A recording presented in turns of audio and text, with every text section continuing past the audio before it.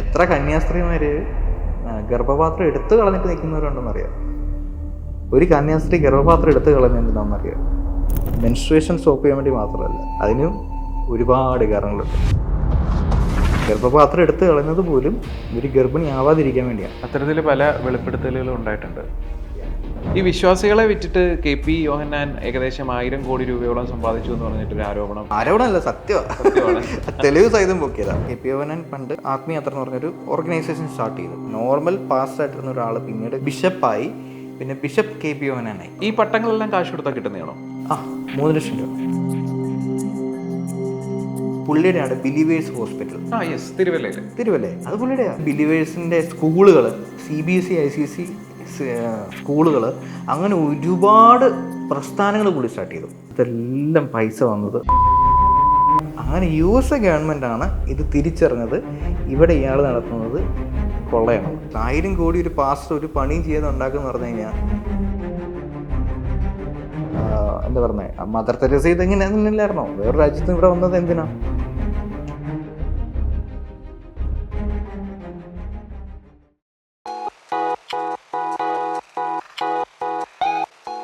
അല്ല, ഈ ദൈവവിളി വന്നു എന്ന് പറഞ്ഞിട്ട് ഇവർ ഈ അവകാശപ്പെടുന്നത് ഞാൻ മനസ്സിലാക്കിയിടത്തോളം യുവമാർക്ക് പണിയെടുക്കാനുള്ള മടിയാണ്, കഷ്ടപ്പെടാനുള്ള മടിയാണ്. ഇപ്പൊ ഡോക്ടർ ആയിക്കോട്ടെ, എന്തായിക്കോട്ടെ, അതിന് അതിൻ്റെതായ റിസ്ക് ഉണ്ട്, ആ ജോലിക്ക് അതിൻ്റെതായ ഒരു ഡിസിപ്ലിൻ ഉണ്ട്.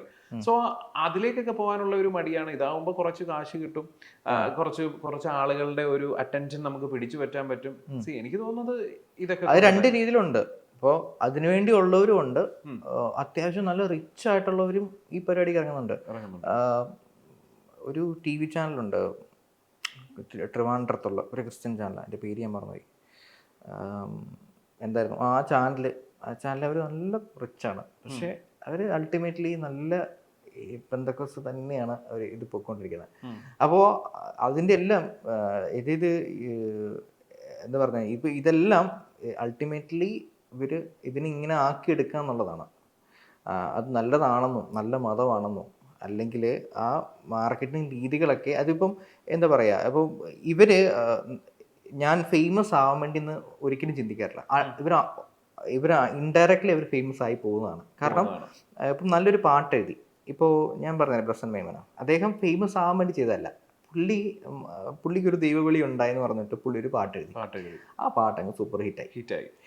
അപ്പോൾ സൂപ്പർ ഹിറ്റ് ആയപ്പോൾ പുള്ളിക്ക് മനസ്സിലായി, ഇത് പുള്ളിക്ക് പറഞ്ഞിട്ടുള്ള പണി ഡോക്ടർ അല്ല, ഞാൻ ക്ലിനിക്കും തെറാപ്പി അല്ലെങ്കിൽ അതൊന്നും അല്ല എനിക്ക് പറ്റിയത് പാട്ട് എഴുതുക, വർഷിപ്പ് ചെയ്യുക, ആളുകളെ ഇതിൽ നിന്ന് സന്തോഷിപ്പിക്കുക എന്നുള്ളൊരു കാര്യം ഉണ്ടെന്ന് പുള്ളിക്ക് തോന്നി. അങ്ങനെ പുള്ളി മുമ്പിലോട്ട് പാട്ടുകൾ എഴുതാൻ തുടങ്ങി. പുള്ളിയുടെ പാട്ടുകളൊക്കെ നൈസാണ്, നല്ല കഴിവുള്ള മനുഷ്യനാണ്.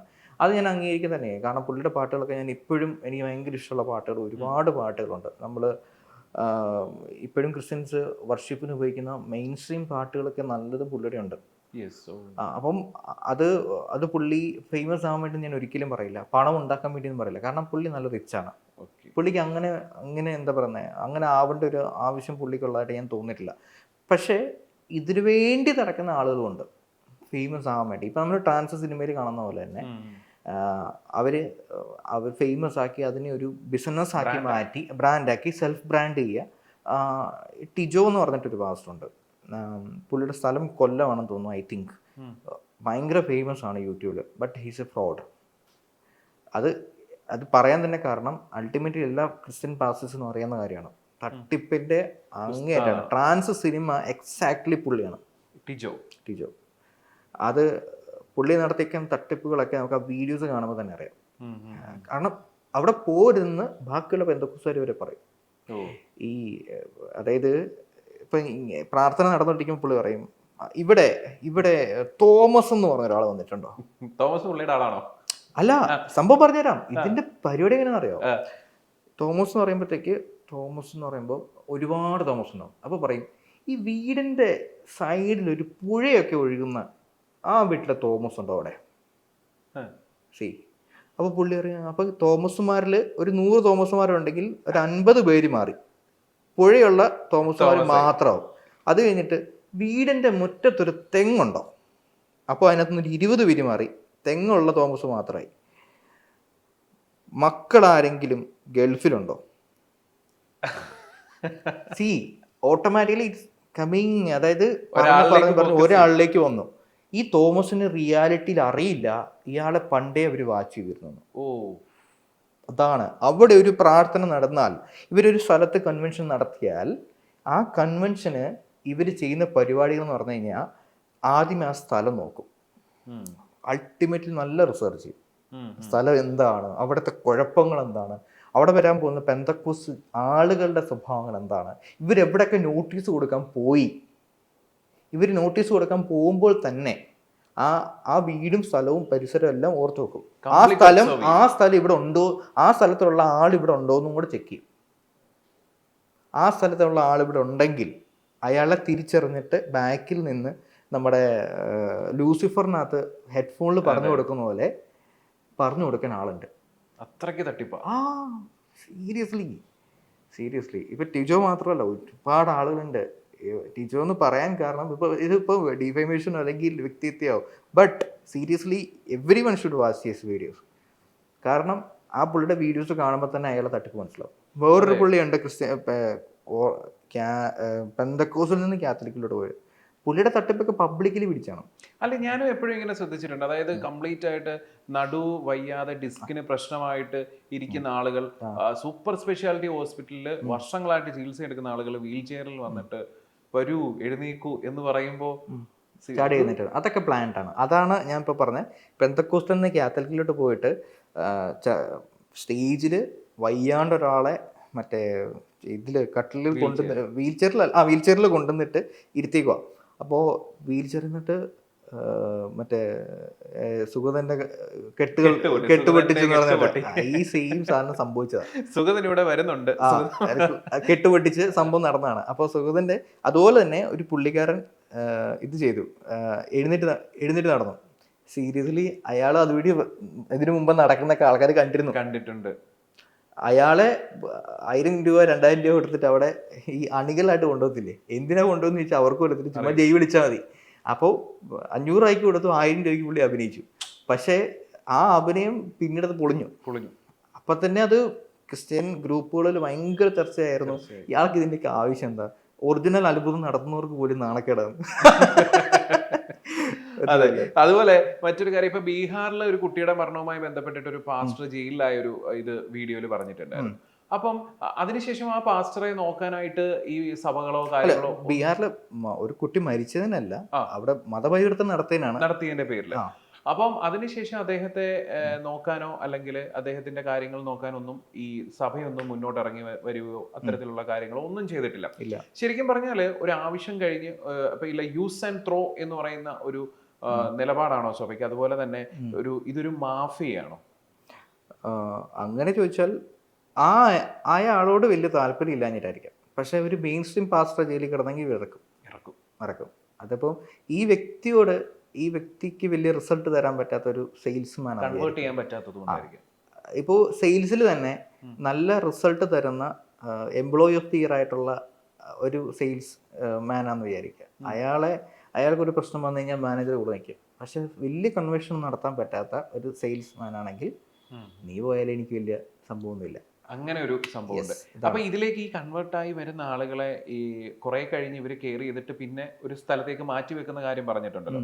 പിന്നീട് ഇവർ തിരിച്ച് ബാക്ക് ടു അവരുടെ ഹോമിലേക്ക് പോവാതിരിക്കാൻ വേണ്ടി എന്തെങ്കിലും തരത്തിലുള്ള ട്രാപ്പുകൾ ഇവർ ചെയ്യാറുണ്ടോ? ട്രാപ്പ് മാനിപ്പുലേഷൻ ആണ്, അത് സൈക്കോളജിക്കലി മാനിപ്പുലേഷൻ ആണ്. ഈ ഹണി ട്രാപ്പ് പോലെ എന്തെങ്കിലും? ഹണി ട്രാപ്പ് അങ്ങനല്ല. ഇത് ഇവർക്ക് പൈസ ലാഭം അങ്ങനൊന്നുമില്ല. ഇവർക്ക് ഇപ്പൊ പൈസ ഉണ്ടാക്കാൻ വേണ്ടി ചെയ്യുന്ന ഓർഗനൈസേഷൻ ഉണ്ട്. അതായത് ഫോട്ടോസ് എടുക്കുന്നു പറഞ്ഞാൽ അവർ ഒരു 60% പൈസ ഉണ്ടാക്കാനാണെങ്കിൽ 40% ഇവർക്ക് ഈ ചാരിറ്റി പരിപാടി തന്നെയുണ്ട്. അപ്പോൾ ഇവർ ചെയ്യുന്നത്, ഇപ്പം ഒരാളെ കൺവേർട്ട് ചെയ്തു ക്രിസ്ത്യാനിറ്റിയിലോട്ട് കൊണ്ടുവന്നു കഴിഞ്ഞാൽ അവരുടെ മതം തെറ്റാണ്. ഇപ്പം നമ്മൾ ഒരു കാര്യം ഇതല്ല ശരി അതാണ് ശരി എന്ന് വിശ്വസിക്കാൻ കുറച്ച് ടൈം എടുക്കും. അതൊരു ഇൻക്യുബേഷൻ പീരീഡ് പോലെയാണ്. അതായത് ഞാൻ ഇത്രയും നാളും വിശ്വസിച്ചിട്ടിരുന്ന ഒരു കാര്യം അതല്ല ശരി, വേറൊരാണ് ശരി എന്ന് വിശ്വസിക്കും. ഇപ്പം ഒരാളുടെ അച്ഛൻ, അയാളല്ല അച്ഛൻ, മറ്റൊരാളായിരുന്നു, ഇയാൾ വളർത്തച്ഛനാണെന്ന് ഒരു ഓർഫൻ കുട്ടിക്ക് മനസ്സിലായെന്ന് വിചാരിക്കുക. പക്ഷെ ഒറിജിനൽ അച്ഛനെ കണ്ടാൽ പോലും ആ സ്നേഹം തോന്നത്തില്ല. പക്ഷേ ആ സ്നേഹം തോന്നിപ്പിക്കണം എന്നുണ്ടെങ്കിൽ ഒരു ടൈം എടുക്കും, സംസാരിച്ച് ഉൾക്കൊണ്ടുവരണം. ഇതുപോലെ തന്നെയാണ് ഈ ഹിന്ദു മതം അല്ലെങ്കിൽ മുസ്ലിം മതം, ഇസ്ലാം മതം, അത് അത് ഞാൻ വിശ്വസിച്ചുകൊണ്ടിരുന്നത് തെറ്റാണെന്നും ക്രിസ്ത്യാനിറ്റിയാണ് ശരിയെന്നും വിശ്വസിപ്പിക്കാൻ ഈ വളർത്തച്ഛൻ ഒറിജിനൽ അച്ഛൻ്റെ പോലെ സംഭവം അത് തന്നെയാണ്. അത് ഉൾക്കൊള്ളാൻ കുറച്ച് ടൈം എടുക്കും. അപ്പം ആ ടൈമിൽ ഇവർ പോവരുത്, അതിന് കെയർ ചെയ്യും. യെസ്, വന്നു കഴിഞ്ഞാൽ once they are in Christianity അവർ പിന്നെ കുഴപ്പമില്ല, പിന്നെ പോവില്ല. കാരണം അവർക്ക് ബാക്കിയുള്ള മതങ്ങളിൽ നിന്ന് കിട്ടാത്ത സംഭവങ്ങൾ ഇവിടുന്ന് കിട്ടും.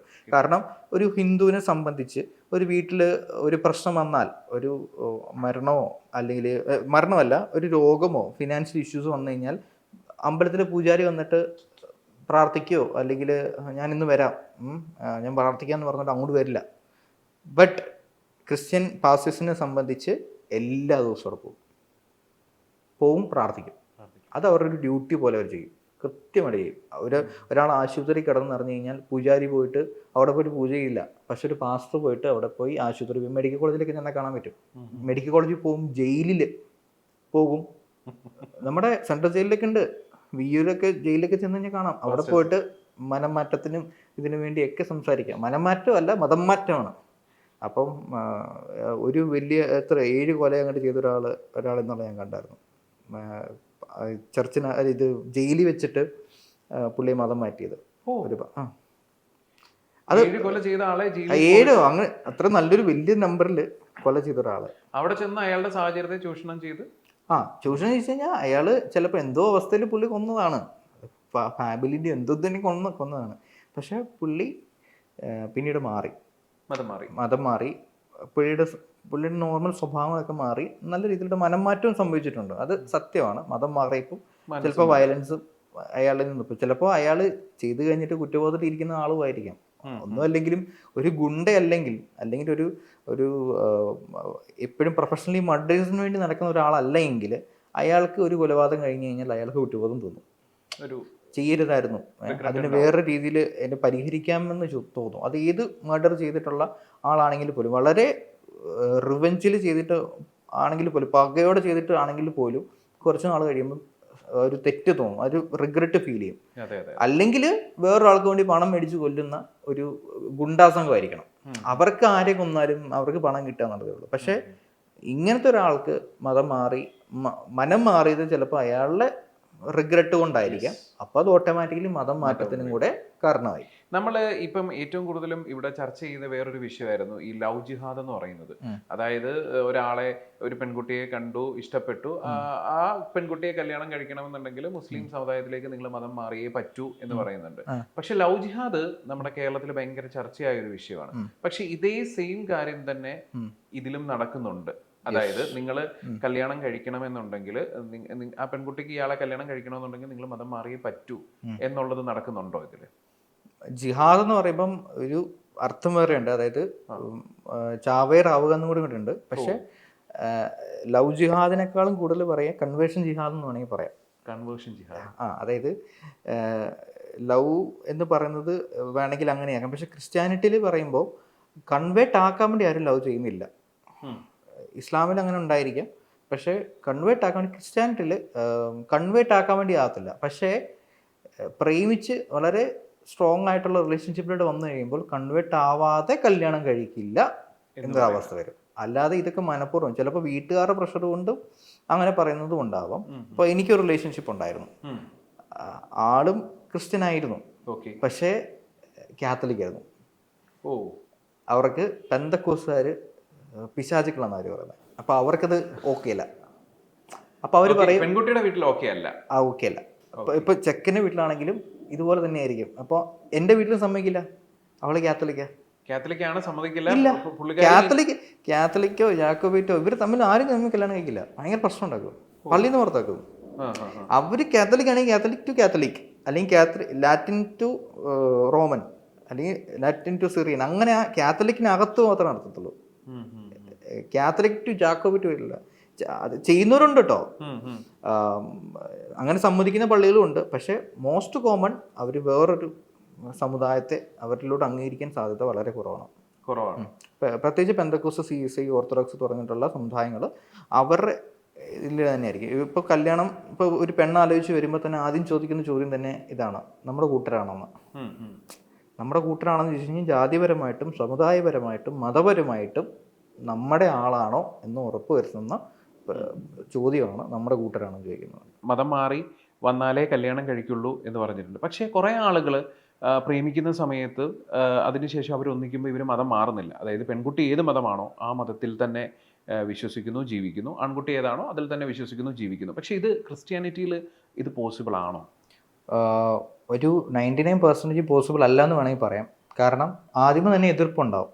കാരണം അന്യമതസ്ഥ വിഗ്രഹാരാധന ചെയ്യുന്ന ഒരു സ്ത്രീ, പെൺകുട്ടി അവളെ കല്യാണം കഴിക്കുക എന്ന് പറഞ്ഞാൽ ക്രിസ്ത്യൻസിനെ അക്സെപ്റ്റ് ചെയ്യാൻ ഇച്ചിരി പാടാണ്. കാരണം ഇവരുടെ എല്ലാ സിസ്റ്റത്തിനോടും വളരെ വ്യത്യാസമുള്ളൊരു വിശ്വാസ രീതി, മണിയടി ശബ്ദം, സാമ്പ്രാണിത്തിരി, രൂപങ്ങൾ, അങ്ങനെ ഒരു പൂജാമുറി, ഈ ഒരു സിസ്റ്റം ഇല്ലാത്ത മറ്റൊരു മതവിശ്വാസി അവർക്ക് ആക്സെപ്റ്റ് ചെയ്യാൻ ഭയങ്കര ബുദ്ധിമുട്ടാണ്. പക്ഷേ അവർ അക്സെപ്റ്റ് ചെയ്യുന്ന ആളുകളുമുണ്ട്. ചിലപ്പോൾ വീട്ടിൽ സമ്മതിച്ചില്ലെങ്കിൽ വേറെ വീടെടുത്ത് താമസിക്കാൻ പറയുന്ന ആളുകളുണ്ട്. കാരണം ഞങ്ങളുടെ വീട്ടിൽ ഈ പരിപാടി നടക്കില്ല, നിനക്ക് വേണമെങ്കിൽ നീ വേറെ വീടെടുത്ത് വെച്ചോ എന്ന് പറയും. ഒരുമിച്ച് താമസിക്കുന്ന ചിലപ്പോൾ ചില അച്ഛനും അമ്മയൊക്കെ ഇച്ചിരി മോഡേൺ സിവിലൈസ്ഡ് ആയിട്ടുള്ള അല്ലെങ്കിൽ ഇച്ചിരി ഡെവലപ്ഡ് ആയിട്ടുള്ള ഫാമിലി ആണെങ്കിൽ, ലോകത്തെ കുറച്ചുകൂടെ വിശാലമായിട്ട് കാണുന്ന ആളുകളാണെങ്കിൽ അവർ നല്ല രീതിയിൽ ചിന്തിക്കും. അപ്പോൾ അവർക്കിപ്പം റിലേഷൻഷിപ്പിനെ അവർ അല്ലെങ്കിൽ ലവിനെ അല്ലെങ്കിൽ സ്നേഹത്തെ, കെയറിനെ അവർ ഇച്ചിരി ഇമ്പോർട്ടൻസ് കൊടുക്കുന്നുണ്ടെങ്കിൽ റിലീജിയനെ താഴെ വെച്ചിട്ട് ഇതിനെ എടുത്ത് മുകളിൽ വെക്കും. അപ്പോൾ ഞാൻ ചോദിക്കട്ടെ ബ്രോ, നിങ്ങൾക്കൊരു കുട്ടി ഉണ്ടാവുകയാണെന്നുണ്ടെങ്കിൽ നിങ്ങൾ ഏത് മതത്തിലായിരിക്കും വിടുക? ഞാൻ നിരീശ്വരവാദിയാണ്, ശരിയാണ്. അപ്പോൾ എൻ്റെ കുട്ടി നിരീശ്വരവാദത്തിലോട്ട് പോകണം എന്ന് ഞാൻ ആഗ്രഹിക്കില്ല. അതിനൊരു കാരണമുണ്ട്. അതിൻ്റെ അർത്ഥം ഇതാണ്, ഞാൻ വിശ്വസിച്ചതെല്ലാം ശരിയാവണമെന്ന് എനിക്ക് എപ്പോഴും ഉറപ്പിച്ച് പറയാൻ പറ്റില്ല. അതായത് ഞാൻ വിശ്വസിച്ചത് മാത്രമാണ് ശരിയെന്ന് പറയാൻ പറ്റില്ലല്ലോ. ആ കുട്ടിക്ക് ചോയ്സ് ഉണ്ട്. അവൻ ജനിച്ചു വീഴുമ്പം നിരീശ്വരവാദിയാണ്, അവൻ വളർന്നു വരുമ്പം നിരീശ്വരവാദിയായി തുടരണമെന്നോ മതവിശ്വാസിയായിട്ട് മാറണമെന്നോ അവന് തീരുമാനിക്കാം. ഇൻ കേസ് അയാൾ ഒരു ക്രിസ്ത്യാനിറ്റി അല്ലെങ്കിൽ ഒരു പെന്തക്കോസ്റ്റ് ആകാൻ ശ്രമിക്കുകയാണെങ്കിൽ, ആകെയാണ് അതിലേക്ക് അട്രാക്റ്റ് ആയി പോവുകയാണെന്നുണ്ടെങ്കിൽ, ആസ് എ ഫാദർ എന്ന രീതിയിൽ ഇത്രയും ഇതിനെക്കുറിച്ച് സംസാരിക്കുന്ന ഒരാളെന്ന രീതിയിൽ എന്തായിരിക്കും പറയാ? ഞാൻ മതത്തിലോട്ട് പോകുന്നതിനോട് എനിക്ക് എതിർപ്പുകളൊന്നുമില്ല. ചിലപ്പോൾ ആ മതം അയാളെ മാറ്റുന്നുവെങ്കിൽ, നല്ലതാണെന്ന് അയാൾക്ക് തോന്നിയെന്നുണ്ടെങ്കിൽ, അതിന് സ്ട്രോങ് ഒരു റീസൺ ഉണ്ടെങ്കിൽ ഞാൻ ഒരിക്കലും മാറ്റാൻ ശ്രമിക്കില്ല. അതിപ്പം റിലീജിയസ്ലി നിൽക്കുമ്പോൾ ഒരുപാട് ക്രൈംസ് കുറയുന്നു എന്ന് പറയുന്നത് പോലെ, ചിലപ്പോൾ മുകളിലിരിക്കുന്ന ഒരാൾ കാണുന്നുണ്ടെന്നുള്ളൊരു വിശ്വാസത്തിൽ ക്രൈംസ് ഒരുപാട് കുറയും. കാരണം ഒന്നല്ലെങ്കിലും നാളെ എന്നെ ദൈവം ശിക്ഷിക്കും, അതിനൊരു കർമ്മയുണ്ടെന്നൊക്കെ വിശ്വസിക്കുമ്പോൾ ചിലപ്പോൾ ചിലർക്ക് തെറ്റ് ചെയ്യാനുള്ള തോന്നൽ വരും. നിരീശ്വരവാദിയായി കഴിഞ്ഞാൽ ആരും പേടിക്കണ്ട. കാരണം നോബഡി ഈസ് വാച്ചിങ്, ആരും ആരുടെ സർവൈലൻസിലല്ല. അപ്പോൾ ആ പേടി മാറി ഒരാളും ഇതിനേക്കാളും നല്ലത് ചിലപ്പോൾ വിശ്വാസിയായിട്ടിരിക്കുന്ന അയാൾക്ക് നല്ലതെന്ന് തോന്നിക്കഴിഞ്ഞാൽ അയാൾക്ക് ഇരിക്കുന്നത് കുഴപ്പമില്ല. അപ്പോൾ എൻ്റെ മകനാണെങ്കിലും എല്ലാത്തിനെ പറ്റിയുള്ള അറിവ് ഉണ്ടായിരിക്കണം. ഏത് മതം എടുത്താലും ആ മതം എടുത്തതിനൊരു കാരണം എൻ്റെ അടുത്ത് പറയണം. യെസ്, അത് അറിഞ്ഞിരിക്കണം. അപ്പം ഞാൻ ഐഫോൺ എടുത്തത് കൊണ്ട് എൻ്റെ മകനും ഐഫോൺ എടുക്കണം നിർബന്ധമില്ല.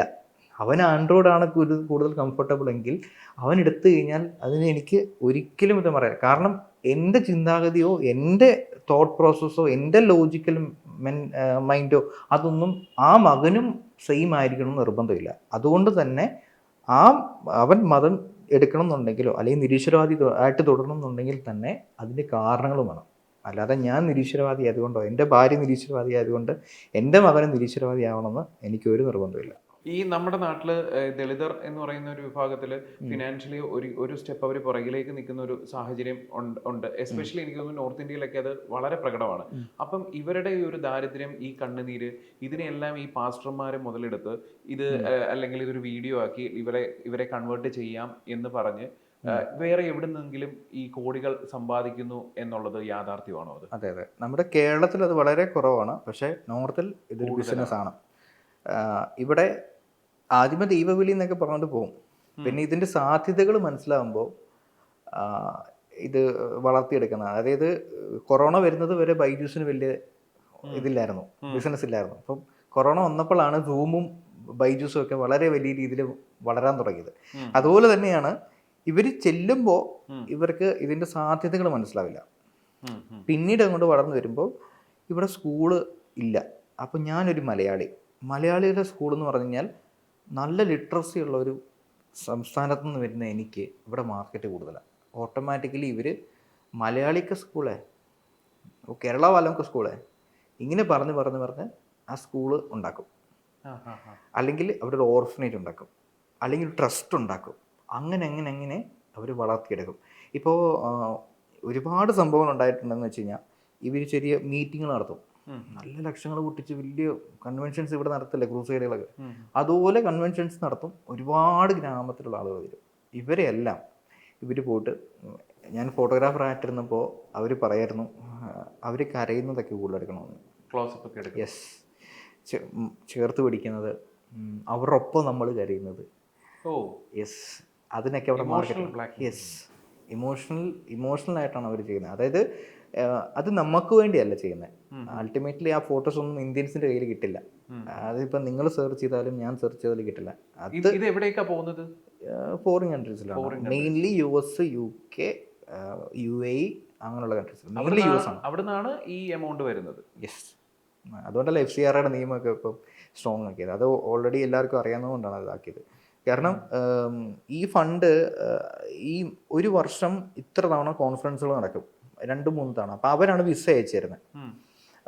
അപ്പോൾ പാസ്പോർട്ടുള്ള ആളുകളൊക്കെ ഇവർ തിരഞ്ഞെടുക്കും. അവിടെ വെറും 10 മിനിറ്റ് കിട്ടത്തുള്ളൂ. ആ 10 മിനിറ്റത്തേക്കുള്ള വീഡിയോ ഇവിടുന്ന് പ്രിപ്പയർ ചെയ്തു പോകും, ഒരു പ്രോജക്റ്റ് പോലെ. അതായത് ആ വർഷം നടന്ന പരിപാടികളൊക്കെ ഷൂട്ട് ചെയ്യും. അതെല്ലാം എടുത്തു വെക്കും. അതെല്ലാം കൂടെ വലിയൊരു ഷോർട്ട് ഫിലിമോ അല്ലെങ്കിൽ ഒരു പ്രോജക്റ്റായിട്ട് കാണിക്കും. നമ്മൾ ഈ ഡോക്യുമെൻ്ററീസ് ഉണ്ടാക്കത്തില്ലേ നെറ്റ്ഫ്ലിക്സിലെ പോലെ, ഒട്ടും പൈസ ഇല്ലാത്ത, ഒട്ടും വിദ്യാഭ്യാസം ഇല്ലാത്ത ഗ്രാമങ്ങളിലായിരുന്നു ഈ വർഷത്തെ ഞങ്ങളുടെ പ്രവർത്തനം. അവിടെ ഒരുപാട് ആളുകൾക്ക് കിണർ കുത്തി കൊടുക്കാനും വീട് വെച്ച് കൊടുക്കാനൊക്കെ ഞങ്ങൾക്ക് പൈസ കിട്ടി എന്നൊക്കെ പറഞ്ഞുകൊണ്ട് അവർ ഇങ്ങനെ സംസാരിച്ച് വീഡിയോസ് ഉണ്ടാക്കും. അല്ലെങ്കിൽ ഷോർട്ട് ഫിലിം ചെയ്യും. ഞാൻ വളരെ കഷ്ടപ്പെട്ട ഫാമിലിയിൽ നിന്ന് വന്ന് ദൈവത്തിന് വേണ്ടി വേല ചെയ്ത് ഇവിടെ ജീവിക്കുകയാണ്. ഒരു വാഹനം 50-60 ബസ്സും കാറും ഉള്ളവനാണ് പറയുന്നത്. ഒരു വാഹനം വേണമെന്ന് പറയും. അപ്പോൾ അവർ പൈസ അയച്ചു കൊടുക്കും. അത് കോടികളാണ്. അതെങ്ങനെ കോടികളാണെന്ന് വെച്ച് കഴിഞ്ഞാൽ ഇതല്ല അവിടെ കൊണ്ടുപോയിട്ട് കാണിക്കുക. അവിടെ 100 കണക്കിന് അല്ല 1000 മാസ്റ്റേഴ്സ് ഇതുപോലെ വന്നിട്ടുണ്ടാവും. ഇന്ത്യൻസ്, മലയാളീസ് തന്നെ 100-1000 ആളുകൾ അവിടെ വന്നിട്ടുണ്ടാവും ഈ അമേരിക്കൻ കോൺഫറൻസിൽ. ക്രിസ്ത്യൻ കോൺഫറൻസിൽ നോക്കിയാൽ മതി, അവിടുത്തെ ആഫ്രിക്കയിൽ നിന്ന് വരെ ആൾക്കാരുണ്ട് ഈ പരിപാടിക്ക് വേണ്ടി തന്നെ. ആഫ്രിക്കൻസ് പാസ്റ്റേഴ്സ് ലോകം മൊത്തം എസ്റ്റാബ്ലിഷ്ഡ് ആണ്. യെസ്, അത് എല്ലായിടത്തും ഇവരിങ്ങനെ ചെയ്യുന്ന. അപ്പം ഇവിടുന്ന് എന്താ പറയുന്നത്, മദർ തെരേസ ഇതെങ്ങനെയല്ലായിരുന്നോ വേറെ രാജ്യത്ത് ഇവിടെ വന്നത് എന്തിനാ? ഇവിടുന്ന് ഫണ്ട് കളക്ട് ചെയ്യുക എന്നുള്ളതായിരുന്നു. അല്ലെങ്കിൽ ഇവിടുത്തെ ഫോട്ടോസ് വെച്ച് വേറെ രാജ്യത്തെ ഫണ്ട് കളക്ട് ചെയ്യുക എന്നുള്ളതാണ് മെയിൻലി അവരുടെ ഉദ്ദേശം. ബിക്കോസ് ഈ ആഫ്രിക്കയിലും നോർത്ത് ഇന്ത്യയിലും ചെന്നാലാണ് ഇതുപോലത്തെ ഫോട്ടോസ് കിട്ടുക. കേരളത്തിൽ ഒന്നും ആ അവസ്ഥ കിട്ടില്ല. യെസ്, ഈ അവസ്ഥ കിട്ടില്ല. ഇവിടുത്തെ ആളുകൾ ഇച്ചൂടെ ഡെവലപ്ഡ് ആണ്. എൻ്റെ നാട്ടിൽ ഇപ്പോൾ ഒരു പാവപ്പെട്ട കുടുംബം ഉണ്ടെന്ന് വിചാരിക്കാം, എന്നാലും അവർ ഇച്ചിരി മെനയുള്ള ഡ്രസ്സ് ഇട്ടുകൊണ്ട് നടക്കും ഉറപ്പായിട്ടും. പക്ഷേ നോർത്ത് ഇന്ത്യൻസ് എന്ന് പറഞ്ഞു കഴിഞ്ഞാൽ സാരിയൊക്കെ വട്ടത്ത് ചുറ്റി മുകളിലോട്ട് കയറ്റിയിട്ട് മുടിയൊന്നും ചെയ്യാതെ അലമ്പായിട്ട് ദേഹത്തൊക്കെ ചെളിയൊക്കെ ആയിട്ട് കുളിക്കൊന്നും നനയ്ക്കൊന്നുമില്ല എന്നൊക്കെ ആയിരിക്കും അവിടെ നടക്കുന്നത്. അപ്പോൾ അവർ ആ സിറ്റുവേഷനുമായിട്ട് അവരങ്ങ് പൊരുത്തപ്പെട്ട് ജീവിക്കുന്ന ആളുകളാണ്. യെസ്, അപ്പോൾ ആഫ്രിക്കയിൽ നിന്നുള്ള ആളുകളും വരും. ഇപ്പം ഈ 10 മിനിറ്റ് എന്ന് പറഞ്ഞാൽ വളരെ നിർണായകമാണ് അവർക്ക്. ഈ 10 മിനിറ്റിനകത്ത് എന്ത് ചെയ്യുന്നു, ഈ 1000 പേര് വന്നിട്ടുള്ളവർ ആർക്കൊക്കെ ഫണ്ട് പോകുമെന്നുള്ളത് ആ 10 മിനിറ്റ് തീരുമാനിക്കുന്നത്. യെസ്, അപ്പോൾ ആ 10 മിനിറ്റ് ഇവിടുന്ന് പ്രസന്റേഷൻ അടിപൊളിയായിട്ട് പോയി കഴിഞ്ഞാൽ അവിടെ അത് സക്സസ് ആണ്. അത് മോസ്റ്റ്ലി ഇത് സക്സസ് ആവാനുള്ള ചാൻസസ് ഉണ്ട്. നോർത്ത് ഇന്ത്യ കാണിച്ചാൽ കിട്ടും, കൺഫേം ആണ്. പ്രത്യേകിച്ച് ബീഹാർ UP കാണിച്ചാൽ കിട്ടും, അതുപോലത്തെ അത് കിട്ടും. അപ്പം പിന്നെ അവിടുന്ന് കിട്ടിയ പണമൊക്കെ, നേരത്തെ കിട്ടിയ പണമൊക്കെ ഞങ്ങൾ യൂട്ടിലൈസ് ചെയ്തെന്ന് കാണിച്ചാലും, ആംബുലൻസ് വാങ്ങിച്ചു, എന്താ പറയുന്നത്, കിണർ കുത്തി കൊടുത്തു, വീടുകൾ കെട്ടിക്കൊടുത്തു, അങ്ങനെയൊക്കെ കാണിച്ചാൽ കമ്പിളി പുതപ്പ് കൊടുത്തു, അരിച്ചാക്ക് കൊടുത്തു. അതുകൊണ്ടാണ് ഈ നോർത്ത് ഇന്ത്യൻസ് റൈസ് എന്നാ അരിച്ചാക്കെന്ന് ഇവർ വിളിക്കുന്നത്. നോർത്ത് ഇന്ത്യൻസ് ക്രിസ്ത്യൻസിനെ അല്ല, കൺവേർട്ടായ ക്രിസ്ത്യൻസിനെ റൈസ് ചാക്കെന്നാണ് വിളിക്കുന്നത്. അരിച്ചാക്ക്. അതെ, അവരങ്ങനെ കളിയൊക്കെ വിളിക്കുന്നത്. അത്രയ്ക്കേ ഉള്ളൂ എന്നുള്ളതാണ്. അവര് കമന്റ്സിൽ ശ്രദ്ധിച്ചാൽ മതി, വീഡിയോസിനെ കമന്റ്സ് നീ കരിച്ചാക്കല്ലടാന്ന് ചോദിക്കും. അങ്ങനെ ഒരു കളിയേക്കുന്നത്. അത് അരിച്ചാക്ക് കിട്ടിയിട്ട് കൺവേർട്ട് ആയ നീ ആണോടാ എന്നെ ഹിന്ദുമതം പഠിപ്പിക്കുന്നത് ചോദിക്കും. അത് ഇവര് ആ 10 മിനിറ്റിൽ ഇവർ ഈ സാധനങ്ങളെല്ലാം കാണിച്ച് അവിടുത്തെ ഏതെങ്കിലും ഒരു അവിടെ ഉള്ള മെയിൻ ആയിട്ടുള്ള ഏതെങ്കിലും ചർച്ചോ, ഒരു അമേരിക്കൻ ചർച്ചസ് ഉണ്ടാവില്ല, ഒരുപാട് ചർച്ചസ് ഉണ്ടാവും, നല്ല ഫണ്ടുള്ള ചർച്ചസ് ഉണ്ടാവും, അവരെല്ലാം കൂടെ ചേർന്നിട്ട് ഈ വർഷത്തെ മൊത്തം ഫണ്ട് ഞാൻ ഈ നോർത്തിലെ ചർച്ചിന് കൊടുത്തേക്കാന്ന് അവർ പറയും. അങ്ങനെ ആ ചർച്ച് ആ സ്പോൺസർ ചെയ്യപ്പെടും. അപ്പോൾ അവർ പറയും ഞാനൊരു 10 ലക്ഷം രൂപ സ്പോൺസർ ചെയ്യാം, പക്ഷേ ഓരോ മാസം ഇത്ര വെച്ചിട്ട് തരത്തുള്ളൂ. അപ്പോൾ അവിടുത്തെ വെച്ചിട്ട് തരത്തുള്ളൂ. 10 ലക്ഷം രൂപ ആണെങ്കിൽ 10 തവണ കൊണ്ടായിരിക്കും തരുന്നത്. പക്ഷേ 10 തവണയും ഓരോ ലക്ഷം രൂപ വെച്ചിട്ട് അവർ ഓരോ മാസം വന്നുകൊണ്ടിരിക്കും. ഇതേപോലത്തെ കോൺഫറൻസിൽ വേറെ തരത്തിൽ നടക്കുന്നുണ്ട്. ഇങ്ങനെ ഒരു തവണ പോകുമ്പോൾ തന്നെ ഒരു 5 കോൺഫറൻസോ 6 കോൺഫറൻസോ എടുത്തിട്ടാണ് വരുന്നത്. അല്ലെങ്കിൽ അവിടെ ഉള്ള ഒരുപാട് ചർച്ചകൾ കയറി ഇറങ്ങുമ്പോൾ ഇതേ വീഡിയോസ് അവിടെ കാണിക്കും, ഞങ്ങളവിടെ വളരെ ഇതിലാണ്, അതുകൊണ്ടാണ് നമ്മുടെ ഇവിടെ വന്നേക്കുന്നത് എന്നൊക്കെ പറഞ്ഞ് കാണിച്ചു, ഫണ്ട് ഇവിടെ വരും. അങ്ങനെയാണ് വരുന്നത്. കൊറോണ സമയത്ത് പോകാൻ പറ്റാതായപ്പോൾ ഫണ്ടിന് നല്ല ഷോർട്ടേജ് ഉണ്ടായിരുന്നു. കാരണം ഒരു വർഷത്തേക്കൊക്കെ ആയിരിക്കുമല്ലോ പൈസ വരുന്നത്, പിന്നീട് പോകാൻ പറ്റിയില്ല. ഈ അതുപോലെ നമ്മൾ നേരത്തെ ഒരു കാര്യം പറഞ്ഞിട്ടുണ്ടായിരുന്നു, ഹിന്ദു മതത്തില് ജാതിപരമായിട്ടുള്ള ഒരു വിഭജനം ഉണ്ട്. അത് ഭയങ്കര വിസിബിൾ ആണ്. അതായത് ഇപ്പം നായർ, ഈഴവ, അങ്ങനെ പല പല കാറ്റഗറിയിൽ ഭയങ്കര വിസിബിൾ ആണ്. പക്ഷേ ക്രിസ്ത്യൻ മതത്തിൽ ഇപ്പൊ പറയുന്ന ഇതില് നമ്മുടെ കൂട്ടർ എന്ന് പറയുന്ന ഒരു സംവിധാനത്തെ കുറിച്ച് പറഞ്ഞിട്ടുണ്ടായിരുന്നു. അതായത് ഈ വിദേശത്ത് ഉള്ളവരും ഒരുപാട് പണമുള്ളവരും ഇവരെല്ലാം നമ്മുടെ കൂട്ടർ, ഇവർക്ക് പള്ളിയിൽ പ്രത്യേക സംവിധാനം, പ്രത്യേക പ്രാർത്ഥനാ ശൈലി, പ്രത്യേക പ്രാർത്ഥന, അങ്ങനെ കാശുള്ളവന് ഒരു രീതി, കാശില്ലാത്തവൻ ഒരു രീതി എന്നത് ഈ ക്രിസ്ത്യാനിറ്റിയിൽ ഉണ്ട് എന്ന് ഇങ്ങനെ ഒരു വീഡിയോയിൽ പറഞ്ഞിട്ടുണ്ടായിരുന്നു. ശരിക്കും അതെന്താണ് സംഭവം? അപ്പോൾ എൻ്റെ ചർച്ചിൽ എടുത്തു കഴിഞ്ഞാൽ ഫോറിൻ എന്ന് പറഞ്ഞൊരു കൂട്ടം കളക്കുന്നുണ്ട്. ഫോറിൻ എന്ന് അവരെ വിളിക്കുന്നത്. അവരുടെ പേര് ഞാൻ പറയുന്നില്ല, അവരുടെ പേരിൻ്റെ ഒപ്പം ഫോറിൻ എന്ന് കൂട്ടിയിട്ടാണ് വിളിക്കുന്നത്. ചർച്ചിൽ പോലും പറയുന്നത് ഫോറിൻ എന്നാണ്. അവർ വീഡിയോ കാണുന്നുണ്ടെങ്കിൽ അവർക്കത് മനസ്സിലാവും. അവരങ്ങനെ വിളിക്കുന്നതിന് കാരണം അവർ വർഷങ്ങളായിട്ട് ഫോറിൻ കൺട്രിയിലാണ് അവരുടെ മക്കളും മരുമക്കളും ഒക്കെ ആയിട്ട് താമസിക്കുന്നത്. അപ്പോൾ അവർക്ക് അതിനുള്ള ഫണ്ടുണ്ട്. പിന്നെയുള്ള ആളുകളാണ് പേർഷ്യക്കാര്. മറ്റത് US UK, ഇത് പേർഷ്യക്കാര്. ബാക്കിയുള്ള ആളുകളാണ് പാവപ്പെട്ടവര്. പേർഷ്യ എന്ന് പറഞ്ഞാൽ ഗൾഫിലുള്ളവര്. മറ്റേന്ന് പറഞ്ഞു കഴിഞ്ഞാൽ UK US, മെയിൻലി US. അപ്പം ഈ തരംതിരിവ് തന്നെ അതിന് കാരണം തന്നെ പണമുള്ളവൻ സ്തോത്രാഴ്ച എന്ന് പറഞ്ഞാൽ എല്ലാ സൺഡേസിലും ഒരു പാത്രം നമ്മുടെ അടുത്തോടെ ഇങ്ങനെ പോകും.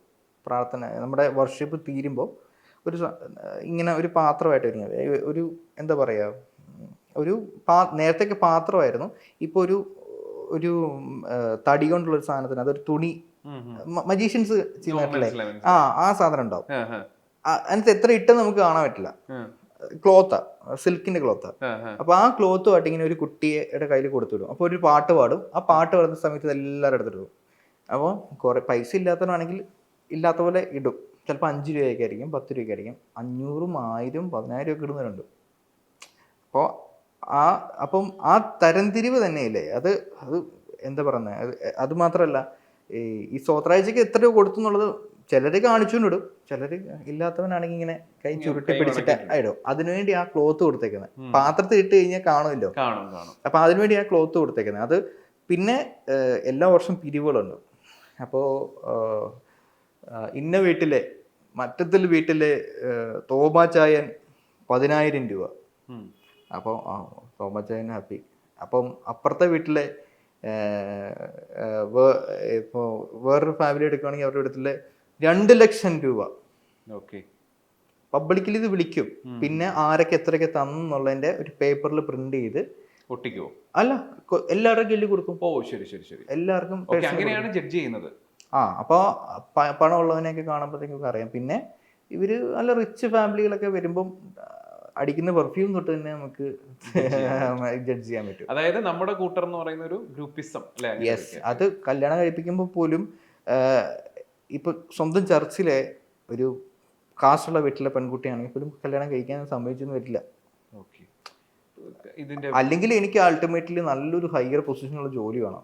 ഉറപ്പായിട്ടും അപ്പോൾ സമ്മതിക്കും. കാരണം ഇവന് ഓട്ടോമാറ്റിക്കലി റിച്ച് ആവാനുള്ള ചാൻസസ് ഉണ്ടല്ലോ. ചാൻസസ് കൂടുതലാണ്. അപ്പോൾ അവിടെ മതമല്ല, അവിടെ പണമാണ് വലുത്. ഈ വിശ്വാസികളെ വിറ്റിട്ട് KP യോഹന്നാൻ ഏകദേശം 1000 കോടി രൂപയോളം സമ്പാദിച്ചു എന്ന് പറഞ്ഞിട്ടൊരു ആരോപണം ബ്രോ നിങ്ങളുടെ ഉണ്ടായിരുന്നു. ആരോപണമല്ല, സത്യമാണ്. തെളിവ് സഹിതം പൊക്കിയതാ. എന്താണോ സംഭവം? അതായത് ഞാൻ പറഞ്ഞില്ലേ നോർത്തിൽ കാണിച്ചുകൊണ്ടിരുന്ന പരിപാടികൾ, അതായത് അത് പുള്ളി കേരളത്തിലെ പ്രോ ആയിരുന്നു. ആത്മീയ യാത്ര എന്ന് പറഞ്ഞിട്ടൊരു സംഭവം തുടങ്ങി. KP യോഹന്നാൻ പണ്ട് ആത്മീയ യാത്ര എന്ന് പറഞ്ഞൊരു ഓർഗനൈസേഷൻ സ്റ്റാർട്ട് ചെയ്തു. ആ ഓർഗനൈസേഷൻ പിന്നീട് അങ്ങോട്ട് വളരാൻ തുടങ്ങിക്കഴിഞ്ഞാൽ അന്യായ വളർച്ചയായി. പിന്നീട് പുള്ളി ബിഷപ്പായി. നോർമൽ പാസ്റ്റായിട്ടിരുന്ന ഒരാൾ പിന്നീട് ഇതിലോട്ട് ഇതിലോട്ട് മാറി ബിഷപ്പായി. പിന്നെ ബിഷപ്പ് KP യോഹന്നാനായി.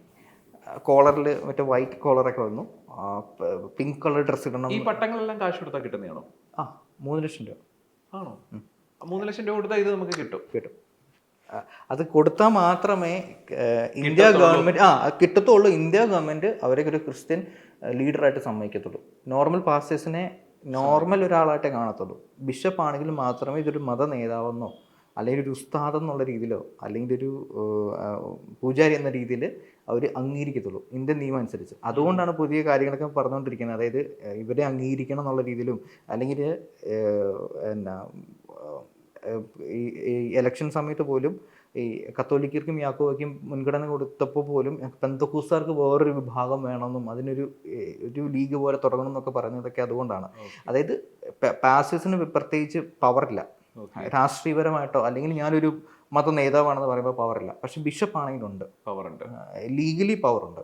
അപ്പോൾ ബിഷപ്പ് ആവുന്നത് ഇതിങ്ങനെയാണ്. അപ്പോൾ ഞാനൊന്നും പറഞ്ഞില്ല, UP-യിലെ ഒരാൾ ജയിലിൽ കിടന്നപ്പം അതിൽ 3 ലക്ഷം രൂപ കൊടുത്തിട്ട് ഒരാൾ ബിഷപ്പായി. അപ്പോൾ ബിഷപ്പായ പുള്ളിയോട് എൻ്റെ പപ്പ ചോദിച്ചു, നിങ്ങളിൽ ഇത്രയും പൈസ ഉണ്ടാകുന്നെങ്കിൽ 50,000 രൂപ കൊടുത്തിട്ട് ആ പാവപ്പെട്ട മനുഷ്യനൊന്നും ഇറക്കി. പപ്പടയിൽ ഉണ്ടെങ്കിൽ പപ്പ ഇറക്കാനാണ് ഉറപ്പായിട്ടും. കാരണം പപ്പ അതങ്ങനെ ചെയ്യുമെന്ന് എനിക്കറിയാം. ആ പുള്ളി ചോദിച്ചപ്പോൾ അപ്പോൾ ഈ പുള്ളി പറഞ്ഞാൽ അറിയാമോ, ക്രിസ്ത്യൻസ് എന്ന് പറഞ്ഞു കഴിഞ്ഞാൽ പെന്തക്കോസ്തുകാർ പാസ്റ്റർ എന്ന് പറഞ്ഞു കഴിഞ്ഞാൽ ഇതൊക്കെ സാക്രിഫൈസ് ചെയ്യുന്ന ആൾക്കാരാണ്, ഇതൊക്കെ അനുഭവിക്കേണ്ട ആൾക്കാരാണ്, അതൊക്കെ അതിൻ്റെ വഴിക്ക് പോയിക്കോളൂ. ത്യാഗമാണ്.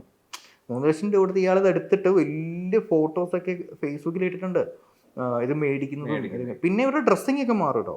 നോർമൽ ഷർട്ടും പാൻറ്റും അതല്ലാണ് പറഞ്ഞത്, പിങ്ക് ഡ്രസ്സ് ഇടാൻ പറ്റത്തുള്ളൂ. കറുത്ത പാൻറ്റും പിങ്ക് റോസ് കളർ ഡ്രസ്സും പിന്നെ അവിടെ ഒരു വൈറ്റ് കോളർ ഉണ്ടാവും. ശ്രദ്ധിച്ചാൽ മതി, വൈറ്റ് കോളർ ഉണ്ടാവും.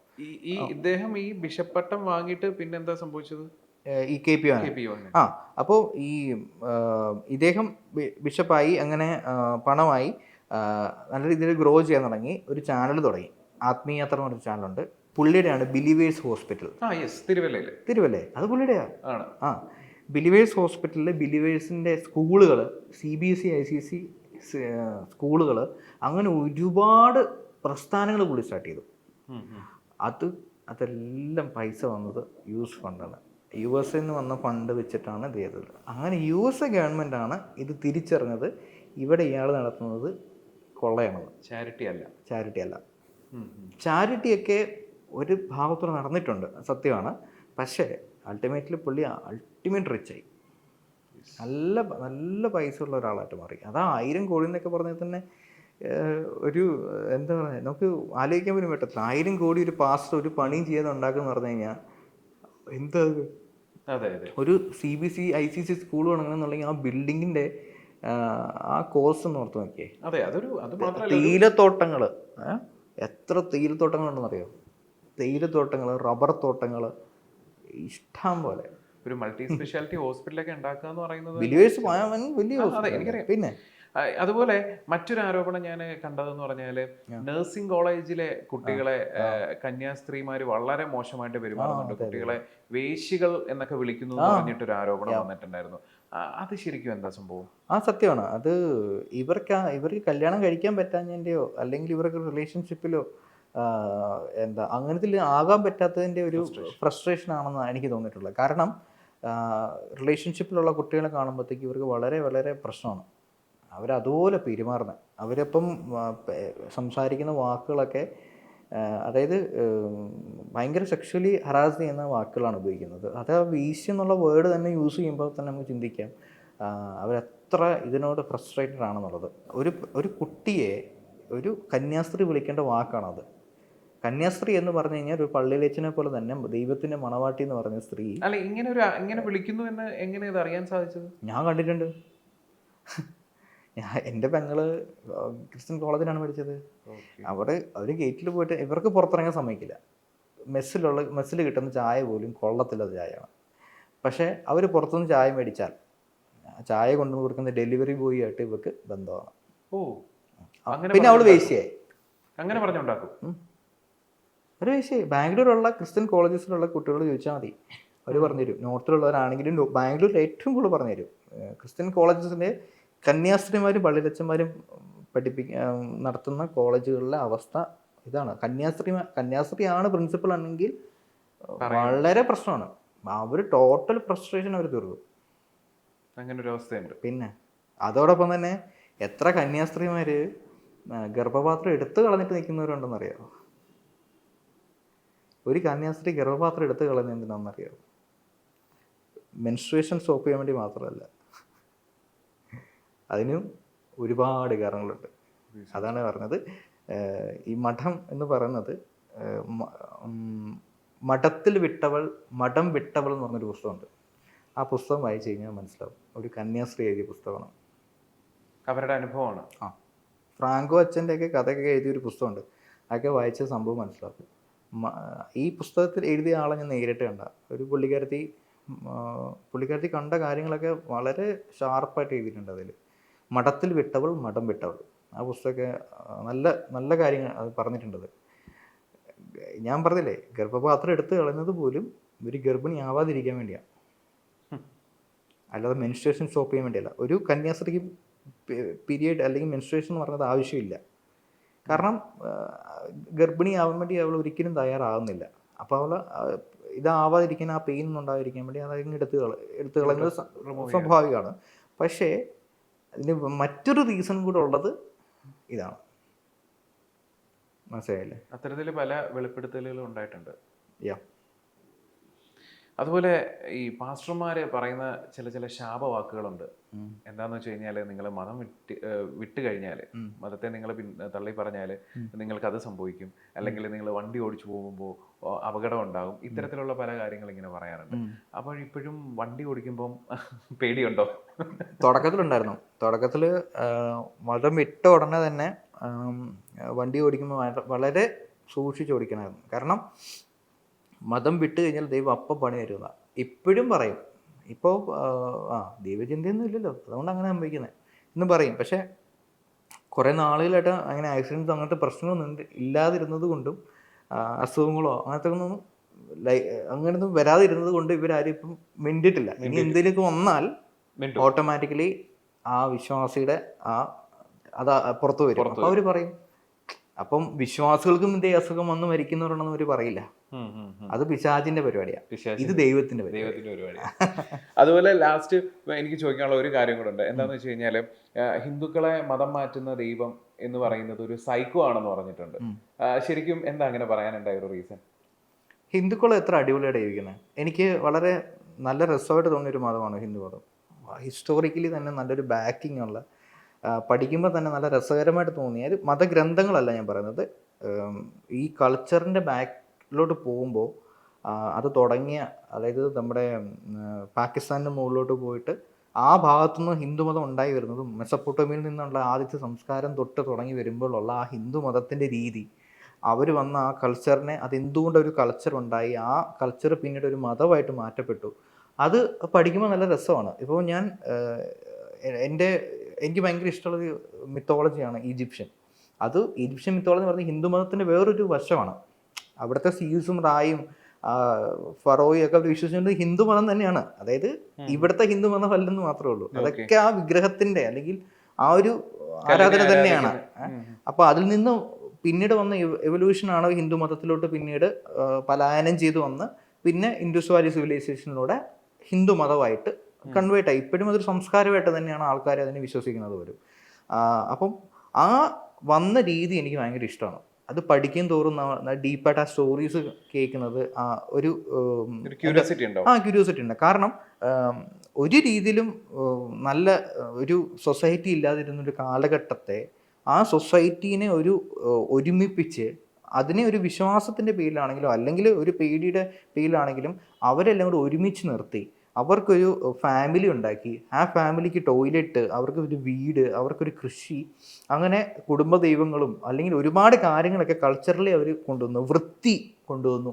കുളിച്ചിട്ട് അമ്പലത്തിൽ കയറാൻ പറ്റത്തുള്ളൂ. അങ്ങനെ ഒരുപാട് കാര്യങ്ങൾ അവർ കൊണ്ടുവന്നു. അതിനിടയ്ക്ക് അന്ധവിശ്വാസങ്ങൾ കുറേ കാര്യങ്ങളൊക്കെ വേറെ വന്നിട്ടുണ്ട്, അതൊക്കെ സത്യമാണ്.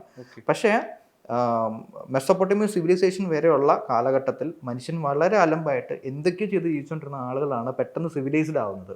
ഒരു ഫാമിലി എന്നൊരു കൾച്ചറിലോട്ട് വരുന്നതും പിന്നീട് അവർക്കൊരു ദൈവമാവുന്നതും ആ പിന്നീട് അവർ പലായനം ചെയ്തു അവർക്കൊരു വിശ്വാസത്തിൻ്റെ ഒരു കൂട്ടായ്മ ഉണ്ടാകുന്നതും അതിൻ്റെ പേരിൽ അവരെല്ലാവരും ഉറച്ചു നിൽക്കുന്നതും അവർക്കൊരു ഉത്സവങ്ങൾ ഉണ്ടാകുന്നതും ആ ഉത്സവത്തിന് എല്ലാവരും കൂടി വരുന്നതും ആ ഉത്സവത്തിൽ എല്ലാവരും സന്തോഷിക്കുന്നതും ഇതൊന്നും വേറെ മതത്തിലില്ല. അത് രസമുള്ള പരിപാടിയാണ്. ഇവിടുത്തെ പെരുന്നാളിനേക്കാളും രസമാണ് അമ്പലത്തിലെ ഉത്സവം അല്ലേ. ആ ശബ്ദങ്ങളും ഞാൻ വെടിക്കെട്ടിനോടൊന്നും താല്പര്യപ്പെടുന്നില്ല, പക്ഷേ അവിടുത്തെ നടക്കുന്ന കൾച്ചറൽ പ്രോഗ്രാംസ്, അതായത് ഹിന്ദു മതം എന്ന് പറയുന്നത് ഒരുപാട് കൾച്ചറലി അടിപൊളിയാണ്. കാരണം ഇന്ന് കാണുന്ന ഇന്ത്യയിലത്തെ മ്യൂസിക് ഇൻസ്ട്രുമെൻറ്റ്സ് ഹിന്ദു മതത്തിൽ നിന്നുണ്ടായതാണ്, ക്രിസ്ത്യൻസ് ഉണ്ടാക്കിയതല്ല, മുസ്ലിംസ് ഉണ്ടാക്കിയതല്ല. ഇന്ന് കാണുന്ന മോഹിനിയാട്ടം, ഭരതനാട്യം, കുച്ചിപ്പുടി തുടങ്ങിയിട്ടുള്ള കഥകളി എല്ലാം വന്നേക്കുന്നത് ഹിന്ദു മതത്തിൽ നിന്ന് വന്നതാണ്. ഹിന്ദു ദൈവങ്ങളെ പ്രസാദിപ്പിക്കാൻ വേണ്ടി ദേവദാസി സമ്പ്രദായങ്ങളിൽ നിന്നൊക്കെ വന്നിട്ടുള്ള കലാരൂപങ്ങളാണ്.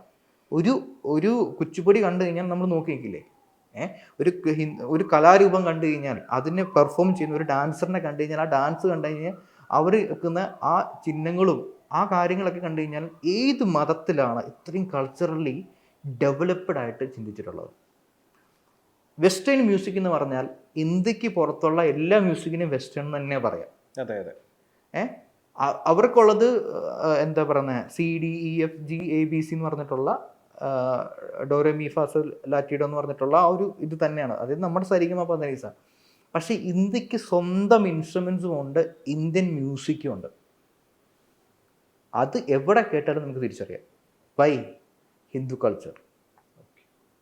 നമ്മുടെ എല്ലാ കാര്യങ്ങളും തിരിച്ചറിയാൻ പറ്റും. നമ്മുടെ ഹാർമോണിയം, അവിടെ അവൻ പിയാനോ നിർമ്മിക്കുമ്പോൾ ഇവൻ ഇവിടെ ഹാർമോണിയം ഉണ്ടാക്കി, തബല ഉണ്ടാക്കി, മൃദംഗം ഉണ്ടാക്കി, ഫ്ലൂട്ട് ഉണ്ടാക്കി. ഇതെല്ലാം ഇവിടെ ഉണ്ടായത് എന്തുകൊണ്ടാണ്? ഹിന്ദു മതം ഉണ്ടായതിൻ്റെ കാരണമാണ്. അത് ഹിന്ദു മതം അത്ര അടിപൊളി ആയതൊന്നുമല്ല, ആ കൾച്ചർ കൊണ്ട് ഡെവലപ്ഡ് ആയി വന്നൊരു സംഭവമാണത്. അതുകൊണ്ടാണ് ആക്ച്വലി പറയുന്നത് അങ്ങനെ ആ ഒരു മതത്തെ കൺവേർട്ട് ചെയ്യാൻ വിട്ട ദൈവം ഒരു സൈക്കോയാണ്. അതെ അതെ അതെ അതെ. കാരണം ഹിന്ദു മതത്തിൽ വേറൊരു കാര്യം കൂടെ ഉണ്ട്, ഫ്രീഡം ഉണ്ട്. വേണമെങ്കിൽ അമ്പലത്തിൽ പോയാൽ മതി, നിർബന്ധമില്ല. രാവിലെ എന്നിട്ട് അമ്പലത്തിൽ പോടാ എന്ന് പറഞ്ഞ് പറയില്ല. പക്ഷെ ക്രിസ്ത്യനും മുസ്ലിംസിനും വെള്ളിയാഴ്ച മുസ്ലിംസിനും പള്ളി നിർബന്ധമായിട്ടും പോകണം, നോമ്പുണ്ടെങ്കിൽ അത് കൃത്യമായിട്ട് എടുക്കണം. ക്രിസ്ത്യൻസിനാണെങ്കിൽ സൺഡേ പോയില്ലെങ്കിൽ അച്ഛനോ മാസ്റ്റർ വീട്ടിൽ വരും, നിർബന്ധമാണ്, പോയില്ലെങ്കിൽ പ്രശ്നമാണ്. പക്ഷെ ഹിന്ദു മതത്തിൽ വേണമെങ്കിൽ പോയാൽ മതി, വേണമെങ്കിൽ ചന്ദ്രൻ തൊട്ടാൽ മതി, ആ ഒരു നിർബന്ധമില്ല, ഫ്രീഡം ഉണ്ട്. യെസ്.